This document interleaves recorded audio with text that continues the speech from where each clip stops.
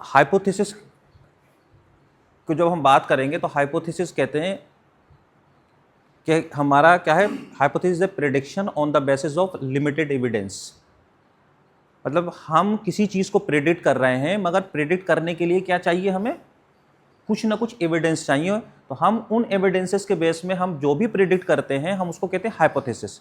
जैसे हम कल हम आपको से डिस्कस किया था कि हमने बात की थी कहेंगे बिलीफ की और ट्रूथ की।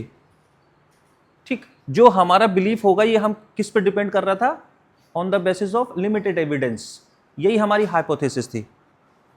ठीक, तो हाइपोथेसिस क्या है कि एक लिमिटेड एविडेंस है, उसके बेसिस पे हम क्या करते हैं, किसी भी चीज़ को प्रेडिक्ट करते हैं, तो वो हमारी हाइपोथेसिस है। फॉर एग्जाम्पल आप देखोगे पुलिस, कोई बंदा क्राइम करके भाग गया, पुलिस को उसको अरेस्ट करना है, तो क्या करेंगे, छोटे छोटे से इंफॉर्मेशन कलेक्ट करेंगे कि उसकी मोबाइल की लोकेशन आ ली, कहीं सीसीटीवी कैमरा लगा होगा तो सीसीटीवी कैमरे से पता चलेगा कि इधर जा रहे हैं इधर जा रहे हैं। तो on the basis of limited evidence, कुछ एविडेंस वो कलेक्ट करेंगे, फिर उसके बेसिस पे वो प्रिडिक्ट करेंगे कि हमें आगे क्या करना, कि ये कहाँ छुपा हुआ है, हमें कैसे इसको अरेस्ट करना है। तो वो शुरुआत में यही करेंगे कि छोटे छोटे से एविडेंसेस कलेक्ट करेंगे, on the basis of evidence वो प्रिडिक्ट करेंगे हम। तो हम क्या करते हैं कि इन द रिसर्च, तो हम सिंपल यही कहते हैं कि hypothesis is A prediction on the basis of limited evidence. अगर आपके पास एविडेंस लिमिटेड नहीं है, आपके पास कंप्लीट एविडेंस है, तो इट्स मीन्स के नो नीड फॉर हाइपोथेसिस, क्योंकि वो चीज़ प्रूव हो जाएगी, यानी कि हम बिलीफ को जस्टिफाई कर लेंगे with the help of truth.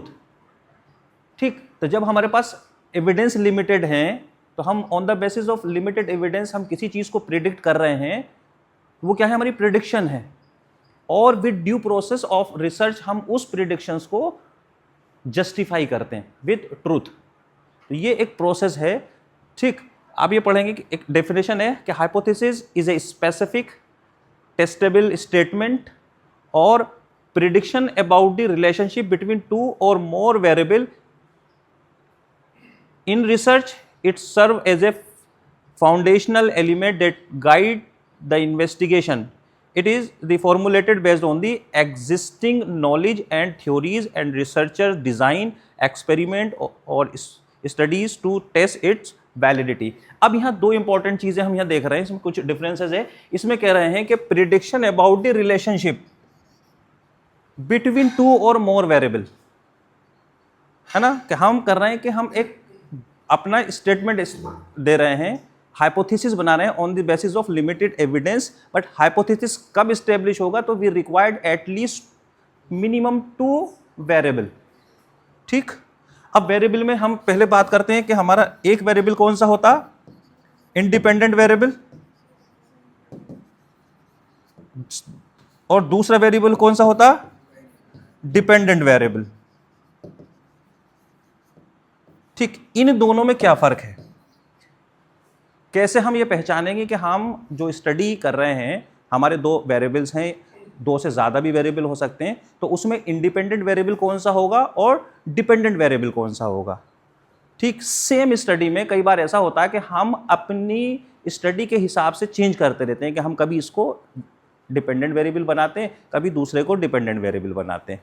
तो हम क्या करते हैं कि इंडिपेंडेंट वेरिएबल कौन सा होगा, पहले हम बात करें डिपेंडेंट की।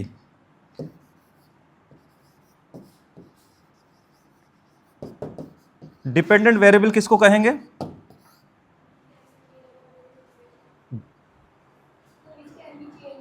विच कैन बी चेंज, और कोई रिजल्ट को इफेक्ट करेगा। और हमेशा हम ये देखेंगे जो हमारे पास जो टोटल वेरिएबल्स हैं उसमें हम एक वेरिएबल लेंगे जिसको हम कहेंगे आउटपुट वेरिएबल। ठीक, उस वेरिएबल को हम कहेंगे डिपेंडेंट वेरिएबल। फॉर एग्जांपल हम स्टडी कर रहे हैं फास्ट बॉलिंग पे, और हम ये देख रहे हैं कि मैकेनिकल जो बॉडी के कैरेक्टरिस्टिक्स हैं फास्ट बॉलिंग की स्पीड पे क्या इफेक्ट डालते हैं। ठीक, यानी हमारी जो मैकेनिक्स है वो फास्ट बॉलिंग की स्पीड पे कैसे इफेक्ट करेगी। तो हमारा आउटपुट वेरिएबल क्या है, फास्ट बॉलिंग, ठीक, ये आउटपुट वेरिएबल है। और जो अदर मैकेनिकल पैरामीटर्स हम लेंगे वो हमारे होंगे इंडिपेंडेंट वेरिएबल, जो आउटपुट वेरिएबल पे इफेक्ट करेंगे, ठीक। इसी तरह से हम कोई मैकेनिकल हमारे वेरिएबल्स हैं, हमने स्पीड भी ली, बॉल प्लेयर्स की रनिंग स्पीड भी ली, है ना, उसकी जंप हाइट भी ली, रिलीज एंगल भी लिया। अब हम देखना चाह रहे हैं कि ये सारी स्पीड और सारे पैरामीटर, अब हम कहते हैं कि जो रिलीज एंगल पे, अब हम ये देख रहे हैं कि रिलीज एंगल पे अदर्स पैरामीटर्स कैसे इफेक्ट करते हैं। तो हम अब बना लेते हैं कि रिलीज एंगल को हमने बना लिया आउटपुट वेरिएबल, तो वो डिपेंडेंट वेरिएबल हो गया, और बाकी जो पैरामीटर्स हैं वो उस आउटपुट वेरिएबल पे इफेक्ट करेंगे, यानी उसका इफेक्ट हम देखेंगे, तो वो इंडिपेंडेंट वेरिएबल हो गए। तो ये दो वेरिएबल्स, एटलीस्ट हमारे पास मिनिमम 2 वेरिएबल्स होने चाहिए, तभी हम प्रिडिक्ट कर सकते हैं, इस्टेब्लिश कर सकते हैं हाइपोथेसिस को on the basis of limited evidence, ठीक। हम कह रहे हैं कि हाइपोथेसिस इज एन एजम्पशन, यानी belief that is made based on some evidence. This is the initial point of any investigation that translate the research question into the prediction। कि hypothesis क्या करता है कि ये आपका जो रिसर्च का जो क्वेश्चन है जो आपने फ्रेम किया है उसको कन्वर्ट करता है किसमें, बिलीफ में, यानी प्रिडिक्शन में। और हम फिर उस प्रिडिक्शंस को अचीव करने के लिए हम पूरा प्रोसीजर सेटअप करते हैं, और after the complete the procedure तो वी गेट द रिजल्ट, और after the analysis of data हमको मिलेगा कंक्लूजन, ठीक। तो हम कह रहे हैं it's conclude the component like variable, population and the relation between the variables. हमको क्या क्या होंगे, वेरिएबल्स होंगे, पॉपुलेशन होगा, हम उनके बीच में रिलेशनशिप देखेंगे। तो ये सबसे पहले हम क्या होगा, हमारा क्वेश्चन फ्रेम होगा, और उसको वो ट्रांसलेट कर देगा रिसर्च क्वेश्चन को काहे में, प्रिडिक्शन में, ठीक। एक दो डेफिनेशन और है कि hypothesis can be defined as a tentative explanation of the research problem, ठीक, a possible outcome of the research or an educated guess about the research outcome. जो आप कह रहे थे, कभी कभी जो आप देखेंगे एग्जाम वगैरह में कि hypothesis is a tentative generalisation the validity of which remain to be tested. It is the most elementary stage of the hypothesis, may be any hunch, guess, imaginative ideas which become the basis of the for the action or investigation। तो हम ये कह रहे हैं कि ये hunch भी है, आइडिया भी है, प्रिडिक्शन भी है ना, रिसर्चर क्वेश्चन भी है। तो हम इसको अलग अलग डिफरेंट नेम से जानते हैं। तो हाइपोथेसिस सिंपल क्या है कि हमारा स्टेटमेंट है, हमारा बिलीफ है ना, हम किस पे स्टेब्लिश हो रहा, on the basis of limited evidence, बात खत्म। और मिनिमम भी रिक्वायर्ड एटलीस्ट 2 वेरिएबल्स जिस पे हम इसको देखते हैं कि इनका रिलेशन कैसा है, ठीक।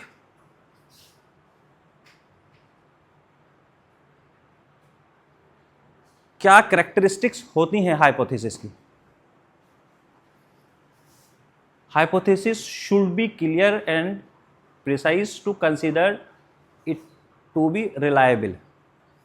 कि एक तो प्रिसाइज हो, बहुत बड़ी हाइपोथेसिस ना हो, रिलायबल हो, ठीक, टेस्टेबल हो, यह भी उसके कैरेक्टर हैं कि हमने हाइपोथेसिस इस्टेब्लिश कर ली और हम उसको टेस्ट नहीं कर पा रहे। फ्लैक्सिबिलिटी भी हो कि ऑन द बेसिस ऑफ अगर हमें इन फ्यूचर में कुछ उसमें चेंजेस करने हैं तो हम उसको चेंज भी कर सकें। और क्लियरली स्टेटेड हो कि जो हम लिख रहे हैं वो आसानी से समझ में आ जाए, कि ऐसा नहीं कि हमने हाइपोथेसिस फ्रेम कर दिया और हम उसको फिर बाद में समझने में परेशानी हो रही। Second, if the hypothesis is a relational hypothesis then it should be stated the relationship between the variable. अगर हम रिलेशनल हाइपोथेसिस दे रहे हैं तो इट्स मीन्स कि we have at least minimum 2 variable और उनके बीच में रिलेशनशिप। तो हम जब हाइपोथेसिस इस्टेब्लिश करेंगे तो उसमें दिखना चाहिए रिलेशनशिप है या नहीं, वो हमारी प्रिडिक्शन में आए, ठीक। The hypothesis must be specific and should have scope for conducting more test. एक तो स्पेसिफिक हो और उसका एक बड़ा दायरा भी हो कि हम इसमें और टेस्ट कर सकें, है ना। The way of explanation of the hypothesis must be very simple and it should be also be understood. कि हम जब भी इसको लिखेंगे या हम इसको जब भी हम फॉर्म करेंगे तो ये होगा सिंपल होना चाहिए, ये नहीं कि उसको खूब घुमा फिरा के टेढ़ा मेढ़ा करके आपने लिख दिया। It should be clear, understandable and testable. तो ये इसके कुछ कैरेक्टरिस्टिक्स हैं। तो सिंपल, कोई यहाँ तक तो कोई प्रॉब्लम नहीं है। Source of hypothesis, last class में हमने डिस्कस किया था about the dualistic approach of knowledge and relativist approach of the knowledge. Dualistic में क्या था कि हमारे देखने का नज़रिया ये था कि सिर्फ हम देख रहे थे एब्सोल्यूट टर्म्स में कि कोई चीज़ कंप्लीटली सही है या कंप्लीटली गलत, राइट है या रॉन्ग है, यस है या नो है, दिन है या रात है। जब रिलेटिविस्ट अप्रोच आई, वो तब आई तब इंसान को कुछ चीज़ों की नॉलेज हुई, उसकी मेमोरी में आई। तो फिर उसने क्या करा कि चीज़ों को रिलेट करना शुरू किया। जब चीज़ों को रिलेट किया तो फिर उसकी प्रिडिक्शन ये पैदा हुई कि ये हो सकता है या नहीं, may be and may not be. फिर एक क्वेश्चन फ्रेम हुआ। तो हम ये कहते हैं कि जब हाइपोथेसिस की क्या है, सोर्स क्या है, तो क्या है, सबसे पहले रिलेटिविस्ट अप्रोच है ना। और वो अप्रोच कब डेवलप होगी, तब आपके पास एटलीस्ट मिनिमम एविडेंसेस होंगे जो आपकी मेमोरी में होंगे, चाहे आपने पढ़े हों, चाहे आपने स्टडी किए हों, तो एटलीस्ट आपके पास, चाहे आपने कहीं से कलेक्ट किए हों, तो एटलीस्ट मिनिमम एविडेंस आपके पास होने चाहिए, जिसकी बेसिस पे हम हाइपोथेसिस को फ्रेम करेंगे, जिसको हमने लास्ट क्लास में बिलीफ को हमने पढ़ा था कि हम बिलीव हमारे कैसा आता है। तो उसी तरह से सिंपल यही है। यहाँ तक तो हम सिंपल पहुँच गए। टाइप ऑफ वो सिंपल हाइपोथेसिस क्या है, एक हंच है, एक रिसर्चर का क्वेश्चन है, रिसर्च गैप है, जिसको कह रहे थे रिसर्च क्वेश्चन। तो हाइपोथेसिस क्या है, प्रेडिक्शन है ना। तो हम क्या कह रहे हैं कि हाइपोथेसिस क्या है, एक प्रेडिक्शन है on the basis of limited evidence. इसके बाद बात खत्म।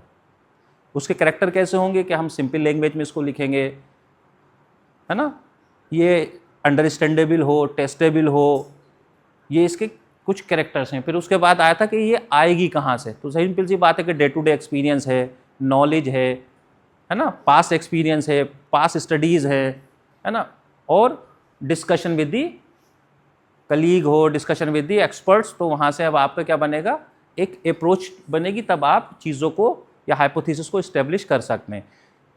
ठीक, टाइप ऑफ हाइपोथेसिस, यहाँ से थोड़ा सा ये शुरू होगा, थोड़ा इसको जल्दी जल्दी हम करेंगे।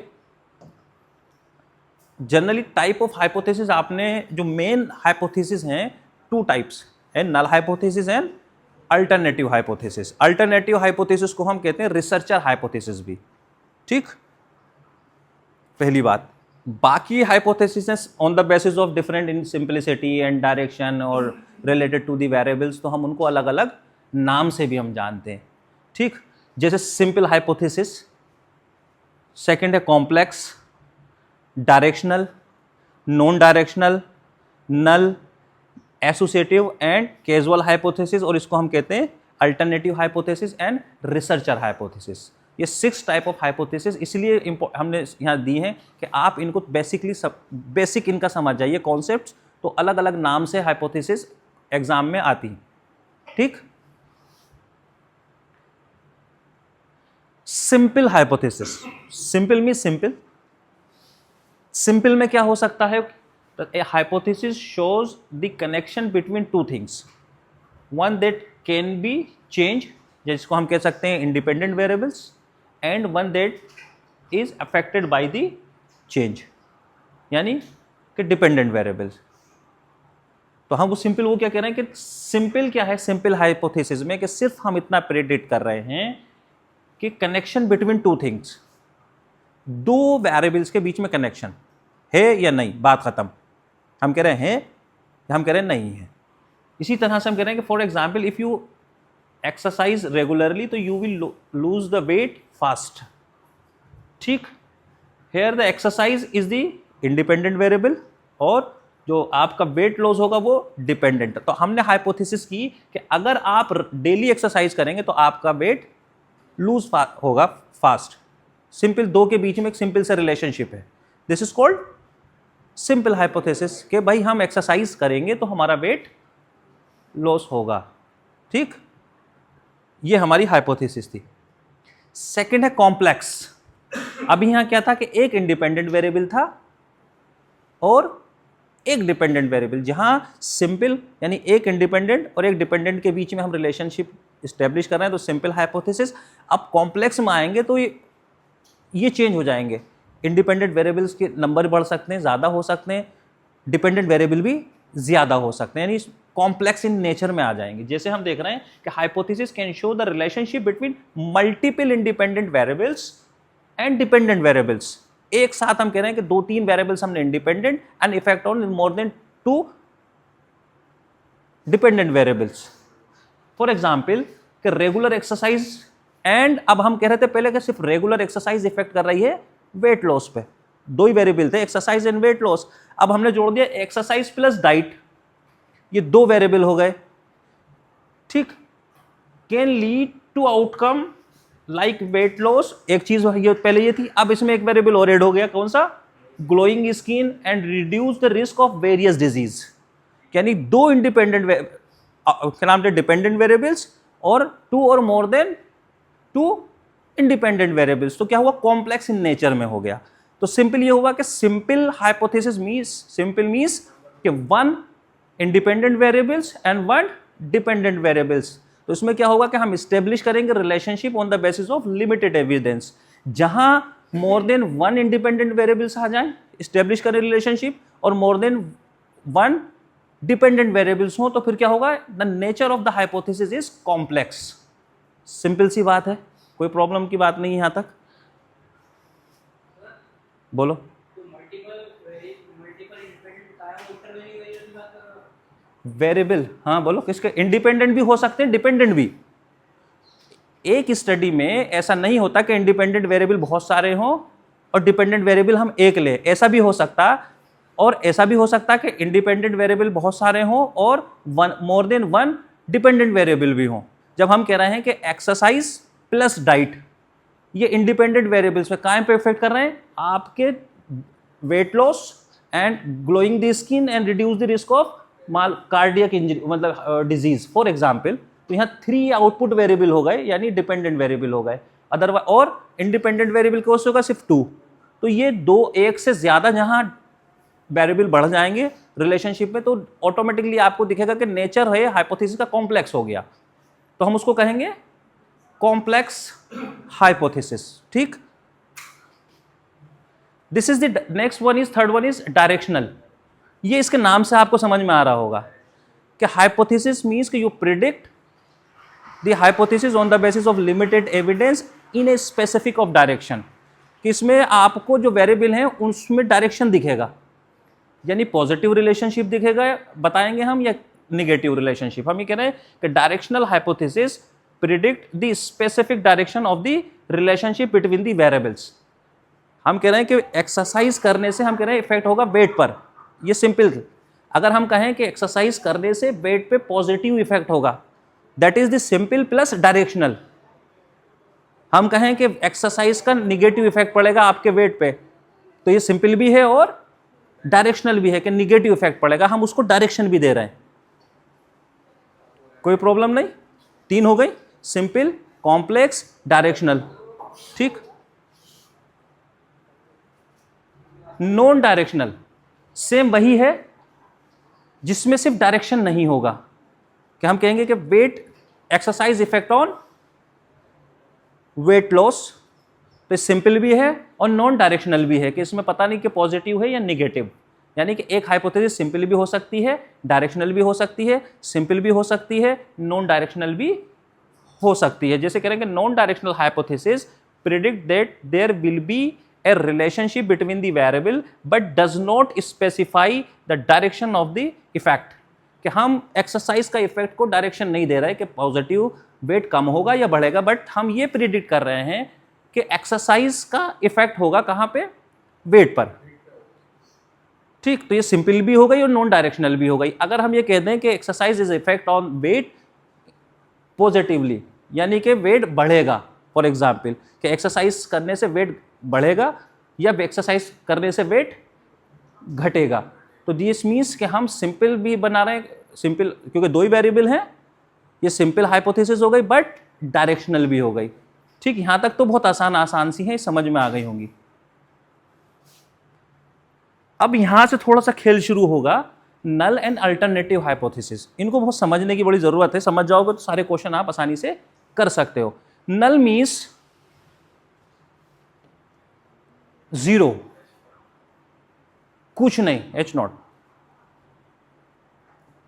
इसका मतलब यह है कि हम जो हाइपोथेसिस प्रेडिक्ट कर रहे हैं, हम ये प्रेडिक्ट कर रहे हैं कि एक्स, फॉर एग्जांपल हम जनरली क्या करते हैं, हम फिजिकल एजुकेशन में एक्सरसाइज कराते हैं, है ना, मतलब जब मोटा मोटी सी बात अगर आप करेंगे तो उसके इफेक्ट देखते हैं, परफॉर्मेंस पे देखेंगे, फिजियोलॉजी पे देखेंगे, कार्डियोवास्कुलर एंडोरेंस पे देखेंगे, बहुत सारी चीज़ों पे, साइकोलॉजी पे देखेंगे। तो अब हम ये कह रहे हैं कि एक बंदा है, यानी एक आपके सैंपल है, आपने उस सैंपल को लिया, उस पर आपने एक्सरसाइज फ्रेम की और आपने वो एक्सरसाइज उस ग्रुप को कराई, और आफ्टर दी जो ड्यूरेशन ऑफ एक्टिविटी आप करा रहे थे उसके बाद फिर डेटा ले लिया। यही तो होगा प्रोसेस में। अब हम ये देखेंगे प्री एंड पोस्ट में कुछ डिफरेंस हुआ या नहीं हुआ, इतनी सी तो सिंपल सी बात है। अब हम नल हाइपोथेसिस में कह रहे हैं कि इसका मतलब जीरो, यानी जो हजरात पहले जैसे थे, एक्सरसाइज कराने के बाद भी डेटा लिया तो वो तब भी वैसे ही हैं। अब वैसे ही हैं को समझने के लिए ये है कि मान लीजिए रीडिंग, मान लीजिए उनका मीन 52 kg वेट था फॉर एग्जाम्पल, ट्रेनिंग के बाद वो 51 हो गया, थोड़ा सा कम हुआ। अब हम इसको कहेंगे सेम कैसे होंगे, on the basis of level of significant, मतलब फ्रिक्शनों में कम हो सकता है, पॉइंट कम हो सकते हैं। जब हम उसको टेस्ट करेंगे हाइपोथेसिस, तो हम देखेंगे कि लेवल ऑफ सिग्निफिकेंट 0.05 लेवल, यानी 95% लेवल ऑफ कॉन्फिडेंस पे उसको टेस्ट करेंगे, तो हम बताएंगे कि सिग्निफिकेंट है या नहीं। यानी कि नल हाइपोथेसिस का मतलब ये होगा, सिग्निफिकेंटली हम हाइपोथेसिस क्या होगी हमारी, एक्सेप्ट। तो हम ये कहेंगे जो जैसे थे वैसे ही आज है। यानी हम ऐसा कर लें कि एमपीएड फर्स्ट सेमेस्टर में जैसे हमने बीपीएड के बाद एंट्री की थी, और 1 साल पढ़ाई के बाद भी हम जैसे पहले थे आज वैसे ही हैं, अगर हमारी टेस्ट किया जाए तो। ठीक, no change pre and post, समझ में आया? This means null hypothesis. इसको ये ध्यान रखिएगा, ये जो इसका साइन है इससे बहुत इसको याद करना है आपको। तो ये कह रहे हैं these are use when the researcher believe there is a no relation between two variable, और when there is a inadequate theoretical or empirical information to state a research hypothesis. कि यानी कि हम वही कह रहे हैं कि सिंपल कि कोई रिलेशनशिप नहीं प्री एंड पोस्ट।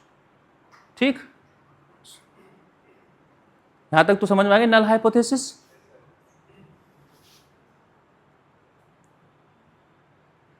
लास्ट है अल्टरनेटिव हाइपोथेसिस। इसको हम अल्टरनेटिव हाइपोथेसिस, इसके कई नाम हैं, इसको H ऐसे भी लिखते हैं, H1 से भी लिखते हैं, अल्टरनेटिव हाइपोथेसिस भी कहते हैं, एसोसिएटिव भी कहते हैं, इसको कैजुअल हाइपोथेसिस भी कहते हैं, तो इसको रिसर्चर हाइपोथेसिस भी कहते हैं।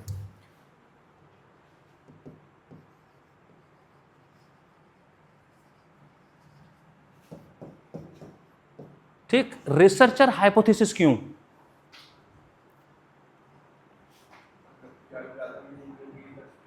सिंपल बात आप ये समझिए कि हम नल हाइपोथेसिस हमने स्टेब्लिश की। हम ये कह रहे हैं कि जैसे हमारे स्टूडेंट एमपीएड फर्स्ट ईयर में थे, थर्ड ईयर में भी क्लासेस होने के बावजूद भी उनकी नॉलेज में कोई फ़र्क नहीं पड़ा, एज इट इज़ है, जैसे थे वैसे ही हैं, that is means no differences. ये क्या हुआ, नल हाइपोथेसिस। ठीक, अल्टरनेटिव हाइपोथेसिस इसका क्या होती है, जस्ट अपोजिट, है ना, इसकी उल्टी होती है, इतना समझ लिया। अगर ये नल हाइपोथेसिस अगर आप लिखेंगे कि दिस मीन्स नो रिलेशन, और अल्टरनेटिव हाइपोथेसिस में क्या कहेंगे हम कि रिलेशनशिप एग्जिस्ट, यानी है, यानी नो डिफरेंस, वहाँ कहेंगे नो डिफरेंस, वहाँ कहेंगे डिफरेंसेस हैं। यानी कि आपने पढ़ाई की या हमने एक्सरसाइज कराई पहले और बाद में, तो हम कहेंगे कि इनमें सिग्निफिकेंट डिफरेंस आ रहा है। इसका मतलब ये है कि हमारा ट्रेनिंग प्रोग्राम का उस पर इफेक्ट पड़ रहा है, यही है ना। ठीक, अब हम इसको रिसर्चर हाइपोथेसिस क्यों कहते हैं?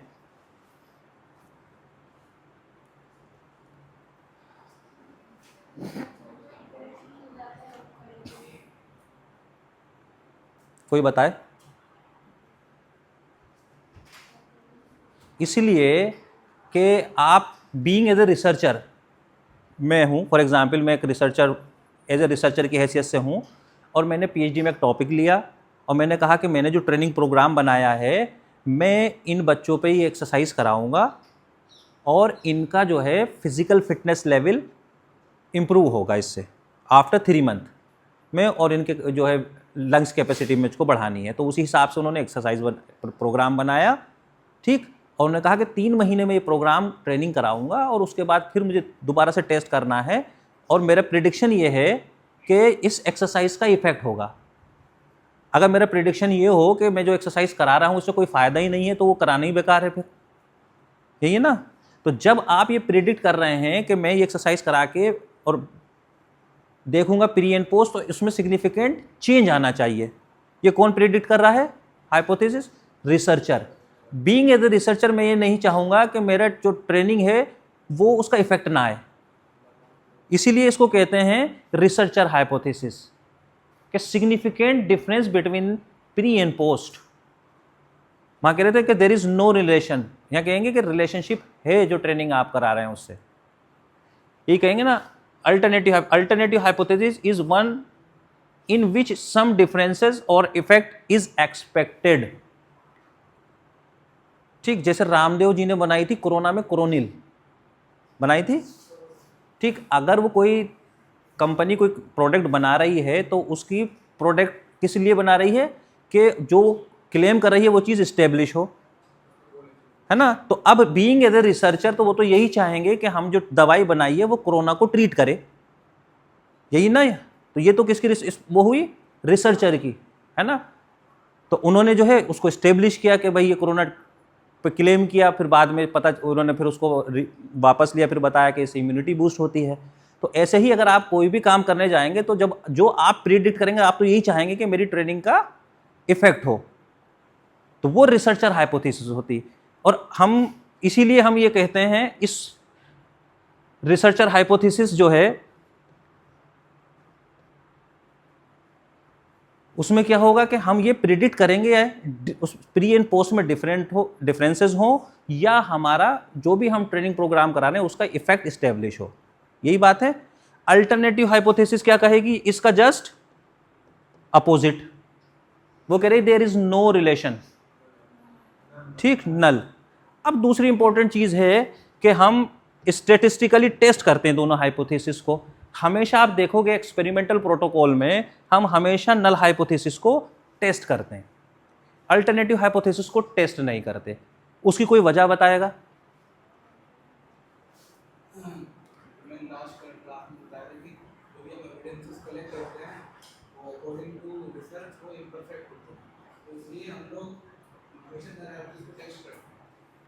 चलो और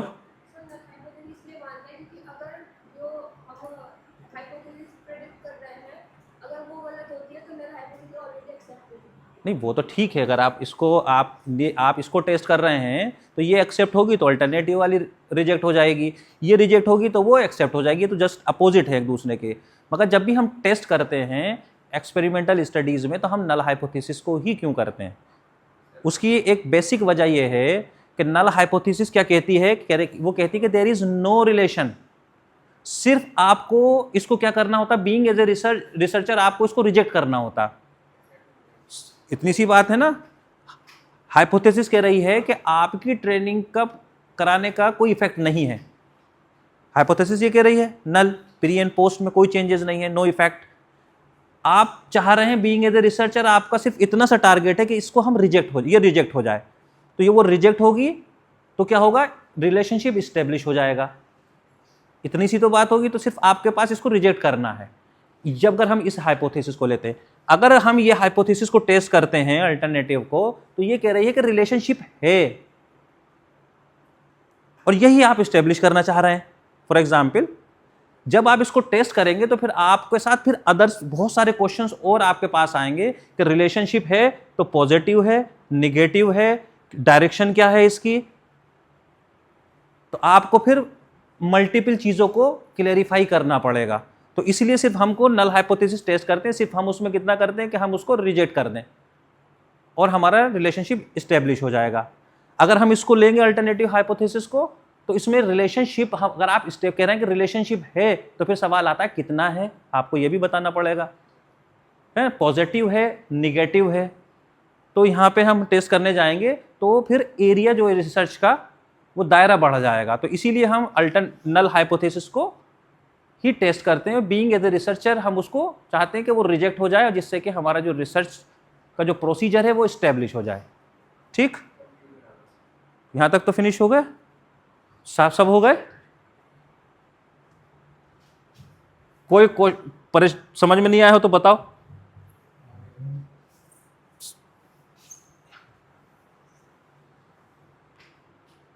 अब एक सबसे इंपॉर्टेंट चीज है हाइपोथेसिस टेस्टिंग। ये हम अगली क्लास में करेंगे। अभी हाइपोथेसिस टेस्टिंग का मतलब थोड़ा सा टाइम टेकिंग है, और अभी हम थोड़ा सा बेसिक ये बता दें। Suppose we want to test hypothesis that the population mean, ये चीज़ें आपको याद करनी है। ये पॉपुलेशन मीन का साइन है। ये खाली कभी आपको जाएंगे नेट के एग्ज़ाम में तो कहीं कहीं सिंबल आपको लिखे में मिलेंगे, H0 लिखा हुआ मिलेगा, अल्टरनेटिव हाइपोथेसिस का साइन मिलेगा, कहीं ग्रेटर देन लिखा हुआ होगा, कहीं लेस देन लिखा होगा, कहीं ये साइन होगा। तो फिर आपको ये पकड़ना पड़ेगा कि ये है क्या। ठीक, तो ये कह रहे हैं कि population mean is equal to the hypothesise mean is equal to 0। तो यानी कि हम कह रहे हैं कि नल हाइपोथेसिस की बात कर रहे हैं। The null hypothesis is that the population mean is equal to the hypothesis size mean 100। Symbolically it can be express as. तो ये कह रहे हैं नल हाइपोथेसिस का जो मीन है, ठीक, मीन ऑफ द पॉपुलेशन है ये, और ये क्या है, mean of the null hypothesis क्या है, इक्वल है। यानी कि प्री एंड पोस्ट पब्लिक जो आपके जो आपने सब्जेक्ट लिए 100 सब्जेक्ट है तो उनका जो मान लो मीन आया 100 फॉर एग्जांपल, फिर हमने टेस्ट किया तो हमारी हाइपोथेसिस मीन भी 100, तो यानी कि नो चेंजेस। ठीक, ये है नल हाइपोथेसिस। अल्टरनेटिव हाइपोथेसिस क्या कहती है? अगर आप इसको अल्टरनेटिव हाइपोथेसिस,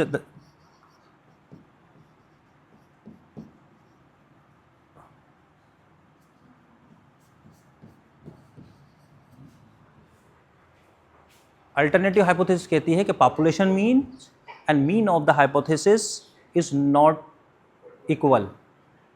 ये कितना हो सकता है, यहाँ तो इक्वल हो गए बराबर, तो कोई इशू नहीं है। 100 इज 100 इक्वल नल हाइपोथेसिस। अब यहाँ आप अल्टरनेटिव में जाएंगे तो हम यही कह रहे हैं कि हम इसलिए इसको टेस्ट करते हैं कि हम कह रहे हैं ये 100 है और सिर्फ आपने टेस्ट कर दिया कि 100 नहीं है, बात खत्म। नल हाइपोथेसिस में हम कह रहे हैं कि mean of the population and mean of the hypothesis is equal to the 100। आपने टेस्ट किया और आपको क्या करना है, इसे रिजेक्ट करना है कि 100 नहीं है, इतना बताना है आपको। अगर आप इसको लेंगे अल्टरनेटिव हाइपोथेसिस को तो वो कह रहे हैं नॉट इक्वल टू द 100। अब ये कैसा हो सकता है, ये 100 से कम भी हो सकता है और 100 से ज़्यादा भी हो सकता है। तो अब आपको ये भी देखना पड़ेगा कि 100 से कम है या 100 से ज़्यादा है। जब आप कह रहे हैं कि 100 के बराबर नहीं है तो फिर ये बताइए कि कम है या ज़्यादा है। तो इसलिए हम हमेशा नल हाइपोथेसिस को टेस्ट करते हैं। ठीक,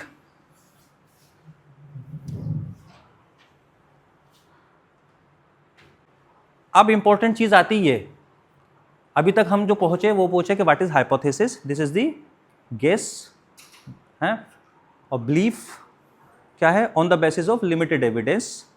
6 तरह की हमने हाइपोथेसिस पढ़ ली, basic, complex, directional, non directional, null and alternative. हमने ये भी पढ़ लिया कि नल हाइपोथेसिस क्या होती है, कि the mean of the population and mean of the null hypothesis is equal to the 100, यानी कि सेम है, नो डिफरेंसेस। अल्टरनेटिव हाइपोथेसिस में क्या होता है कि नॉट इक्वल टू दी 100। ठीक, और हम नल हाइपोथेसिस को टेस्ट करते हैं, अल्टरनेटिव हाइपोथेसिस को टेस्ट नहीं करते। तो वो ऑटोमेटिकली नल हाइपोथेसिस रिजेक्ट होती है तो अल्टरनेटिव हाइपोथेसिस एक्सेप्ट हो जाती है। अब हम ये कह रहे हैं कि आप जब एग्जाम में जाएंगे तो ये बहुत सारी चीज़ें आपको मिलेंगी। नंबर 1 क्या कह रहे हैं, अल्टरनेटिव हाइपोथेसिस कह रहे हैं कि mean of the population not equal to the mean of hypothesis. ठीक, ये क्या कह रहे हैं, the alternative hypothesis is that the population mean is not equal to 100। जो हमने पहले पता, it may be more than और लेस देन 100। ये ज़्यादा भी हो सकता है और कम भी हो सकता है in the case of alternative hypothesis. Researcher hypothesis की बात हो रही है, वो बात खत्म हो गई नल हाइपोथेसिस की। दूसरे में उन्होंने क्या कहा, अब यहाँ चीज आ गई greater than and less than. अगर आपको ये साइन मिले कि अल्टरनेटिव हाइपोथेसिस क्या कह रहा है, mean of the population greater than the 100, 100 से ज्यादा है, तो हम उसको इस तरह लिखेंगे। फिर हम कह रहे हैं कि less than mean of the population and less than 100, तो हम अल्टरनेटिव हाइपोथेसिस को इस तरह से 3 तरह से डिनोट कर सकते हैं। ये एग्जाम वगैरह में ये सिंबल ये 3-4 ऑप्शंस में आ जाते हैं और आपसे एक क्वेश्चन पूछ लेंगे बताइए, तो फिर आपको इसको ट्रैक करना पड़ेगा। ठीक है, अभी हम बस इसको फिनिश कर दें लेवल ऑफ सिग्निफिकेंट को। उसके बाद लेवल ऑफ सिग्निफिकेंट हम ये सबको पता ही होगा आप लोगों को। ये 3 स्लाइड बची हैं, उसके बाद आएगा जुनैद का नंबर। लेवल ऑफ सिग्निफिकेंस क्या होता, सिर्फ समझने की बात है, इसका बहुत कम रिलेशन है आपके एग्जाम से। स्टैटिस्टिकल टेस्ट एप्लीकेशन में इसकी बहुत इंपॉर्टेंस है। लेवल ऑफ सिग्निफिकेंट कहता है कि लेवल ऑफ कॉन्फिडेंट। ठीक, इट्स मीन्स कि if you are going to conduct any kind of research, तो यू हैव द कॉन्फिडेंट, तो how much confident you have. तो लेवल ऑफ कॉन्फिडेंट क्या करेगा, आपका लेवल ऑफ कॉन्फिडेंट को बताएगा कि you have the 95% of level of confident और 99% ऑफ लेवल ऑफ कॉन्फिडेंट। अब इसको दूसरी तरह से समझ लीजिए कि हमने कोई एक्सपेरिमेंट किया, हम कह रहे हैं ये काम करने से ये चीज़ हो जाएगी, यानी कि ये दवा खाने से, हमने कहा कि एक्सरसाइज करने से ये चीज़ ठीक हो जाएगी, ये हमारी रिसर्च से इस्टेब्लिश हुआ, और हमारा लेवल ऑफ कॉन्फिडेंस क्या था 95%। तो इसका मतलब 100 लोगों में से 95% लोगों पे ये काम करेगा। 5% लोग ऐसे हो सकते हैं जिन पे हमारी रिसर्च के जो हमारे रिजल्ट्स हैं वो काम ना करें। That is called level of confidence. तो इसको करते हैं 0.05% लेवल ऑफ कॉन्फिडेंस। इसी तरह से हम सोशल साइंसेज में स्टडी करते हैं, तो हम 0.05% या वो 05 level of confident, it means 95% level of confident पे काम करते हैं। और अगर हम मेडिकल साइंस पे जाएंगे, है ना, तो वहाँ 99% लेवल ऑफ कॉन्फिडेंट की बात होती, 99.9% लेवल ऑफ कॉन्फिडेंट की बात करते हैं। तो level of confidence simple, the level of significance, it is the statistical test probability of error, the result is called the level of significance. यानी कि हम यही कह सकते हैं कि जो हमने जो रिसर्च की है उसमें 5% चांस ये है कि हो सकता है गलत हो, मगर हम ये मान रहे हैं कि the confidence level of the or research is 95%। And type 2 error बहुत इंपॉर्टेंट, और ये सिर्फ 2 स्लाइड में हम समझेंगे, इसके बाद खत्म। फिर जुनैद आएंगे, कुछ क्वेश्चन है MCQ related to the hypothesis, we will discuss. ठीक, type 1 and type 2 error. Hypothesis को हम जब टेस्ट करते हैं तो हमसे गलतियां हो सकती। भाई मैं कोई दवा बना रहा हूं और पता चला कि मैंने उसको, चाहे वो टेस्ट रिलेशनशिप आए ना आए, मैंने कह दिया कि है मेरी दवा है, मैंने मार्केट में उतार दिया, तो ये क्या है, एरर। तो हम कैसे इसको फाइंड आउट करेंगे कि टाइप 1 एंड टाइप 2 एरर है।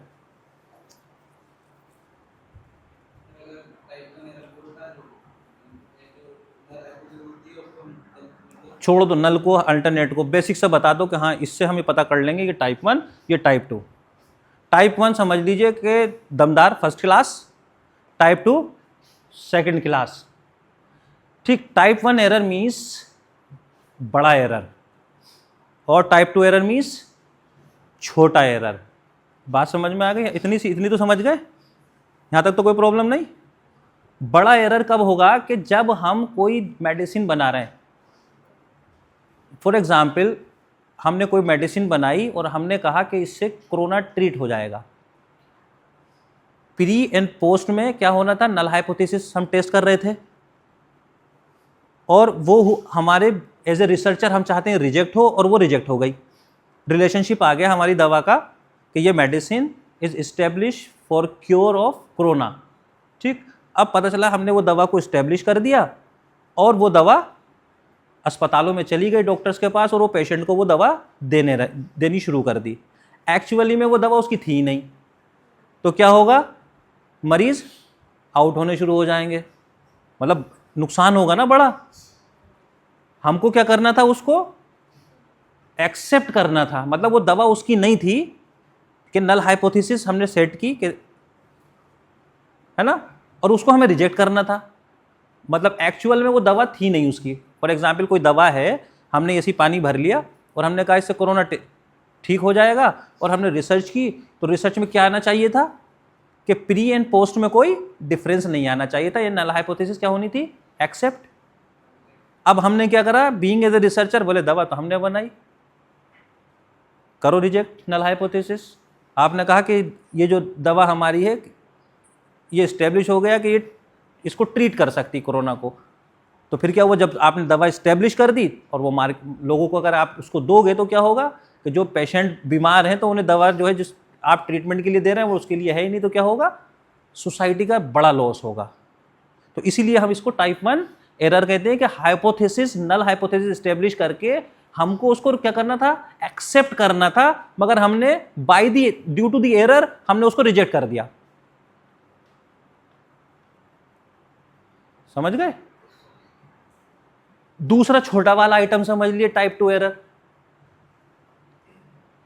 हमने कोई दवा बनाई और एक्चुअल में वो दवा थी, मान लीजिए कोई पौधे वौधे हम जमा करके लाए और हमने एक्सपेरिमेंट शुरू किया और वो रियल में कोरोना को ट्रीट कर सकती थी, तो हमको क्या करना था, रिजेक्ट करना था नल हाइपोथेसिस को, तो उसका रिलेशनशिप स्टेब्लिश होता, फिर वो दवा लोगों के पास पहुंचती, लोग ट्रीटमेंट उससे मिलता। मगर हमारा प्रोसीजर ऐसा रहा कि वो नल हाइपोथेसिस रिजेक्ट होने की बजाय एक्सेप्ट हो गई, मतलब वो स्टेब्लिशमेंट रिलेशनशिप स्टेब्लिश नहीं हुआ। तो दवा तो थी मगर आपके प्रोसीजर की वजह से वो स्टेब्लिश नहीं हुआ रिलेशनशिप, नल हाइपोथेसिस क्या हुई, एक्सेप्ट हो गई। तो अब उससे क्या होगा कि जो लोगों को दवा मिलनी थी आप वो बना नहीं पाए, तो उससे क्या होगा कि अब कम से कम गलत दवा नहीं मिलेगी, उन तक दवा ही नहीं पहुंचेगी। फॉर एग्जाम्पल मान लीजिए किसी ने कोई दवा बना ली, आप तक नहीं आई, तो उससे सोसाइटी का इतना बड़ा लॉस नहीं होगा कि मतलब आप दवा बना सकते थे, आपने नहीं बनाई। हमारे कोई एक्सपेरिमेंट आप कर रहे हैं, किसी भी एक गलती की वजह से वो एक्सपेरिमेंट अनसक्सेसफुल हो गया और रियल में वो दवा थी उसकी, फॉर एग्जाम्पल, तो वहां क्या होना था, नल हाइपोथेसिस रिजेक्ट होनी थी और रिलेशनशिप स्टेब्लिश होना था। आपने नल हाइपोथेसिस को क्या कर दिया, एक्सेप्ट। गलती हो गई, दवा बनते बनते रह गई, मगर उससे सोसाइटी का नुकसान तो तब भी हुआ, मगर इतना नुकसान नहीं हुआ कि जो बेचारा वेंटिलेटर पे पड़ा हुआ है उसको दवा समझ के दवा दी जा रही है, वो दवा है नहीं। तो इसलिए ये दो तरह के एरर होते हैं कि जहां हमको नल हाइपोथेसिस को एक्सेप्ट करना है वहां हम रिजेक्ट कर देते हैं, तो टाइप 1 एरर, इससे बड़ा लॉस हो सकता है सोसाइटी को। और जहां हमको रिजेक्ट करना था यानी कि रिलेशनशिप स्टेब्लिश हो जाना चाहिए था, तो वहां due to this some fault और एरर हम उसको एक्सेप्ट कर लेते हैं। ये दो एरर है। अब इसको एक बार पढ़ लेते हैं। टाइप 1 एरर यानी कि false positive, this occur when the null hypothesis is incorrectly rejected. हमें उसको एक्सेप्ट करना था, हमने इनकरेक्टली, सही से नहीं, मतलब ड्यू टू द एरर हमने उसको रिजेक्ट कर दिया। When it is actually true, और वो ट्रू थी और हमने उसको रिजेक्ट कर दिया और रिलेशनशिप स्टेब्लिश कर दिया, तब के रिलेशनशिप था ही नहीं। तो ये टाइप 1 एरर। टाइप 2 एरर क्या कह रहा है, this occur when a null hypothesis is not rejected when it is false. यहां हमको रिजेक्ट करना था but due to this some error हमने उसको एक्सेप्ट कर लिया। तो ये टाइप 1 एंड टाइप 2 एरर। ये एक लास्ट स्लाइड है कि टाइप 1 एरर आप देख रहे होंगे कि rejected a true null hypothesis. True means null hypothesis should be accepted, but due to this some error हमने क्या करा, उसको रिजेक्ट कर दिया। रिजेक्ट करने की वजह से रिलेशनशिप स्टेब्लिश हो गया और ये एक क्या हुआ, टाइप 1 एरर। और टाइप 2 एरर में क्या करें, एक्सेप्टेड फॉल्स नल हाइपोथेसिस। यहां रिजेक्ट करना था तो आपने एक्सेप्ट कर लिया, तो due to the some error. तो इन एरर्स को हम कहते हैं टाइप 1 एंड टाइप 2। ठीक।